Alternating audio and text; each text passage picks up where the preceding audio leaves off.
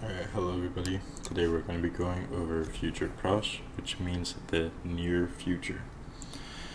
So, regular future tense, future simple, is something that could happen in the future, but Futur Proche is something that will happen very shortly. It will happen in a short amount of time, or it's certain that's going to happen. So if you know you're going somewhere, you would use Futur Proche because you're certain that you're going to go somewhere later that day.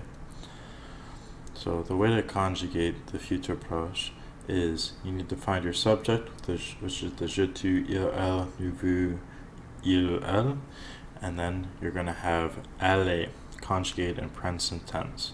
So je vais, tu vas, il va, nous allons, vous allez, and elles vont.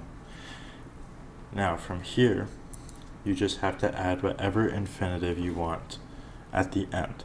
So I have parler there. So I'm going to say I'm going to talk to somebody. It's going to be je vais parler.